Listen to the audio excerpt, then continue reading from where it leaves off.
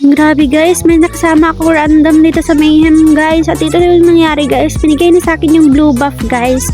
O ang bait niya, 'di ba? Binigay niya sa akin, tapos after nun nahook siya ni Franco. Tapos automatic ako sumanib. At ito yung mga nangyari guys, hindi ko talaga inasahan yung mga ginawa niya dito guys. Ewan ko talagang magalit ba siya kasi na-PS ko dito yung kill na dapat ay sa kanya. O ayan, dito kala ko talaga parang nagalit talaga siya kasi ito yung ginawa niya after guys. Akala ko may nahabol siyang kalaban dito guys, kaya naman automatic akong sumanib. Pero panoorin niyo yung ginawa niya dito guys, grabe, hindi ko talaga to inasahan guys.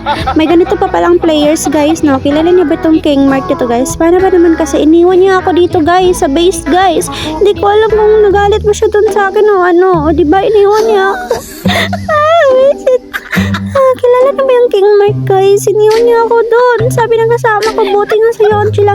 Kasi nga, hindi ko sila sinasaniban kasi protect ko tong King Mark na to. Tapos, ito lang yung ginawa niya sa akin. Grabe, hindi ko to deserve guys. Sino ba tong King Mark na to guys? Pakireport nga to. Pero, maiba tayo guys. Alam niyo bang free na lahat dito sa Mayhem? I mean, free na yung Naruto skins dito sa Mayhem.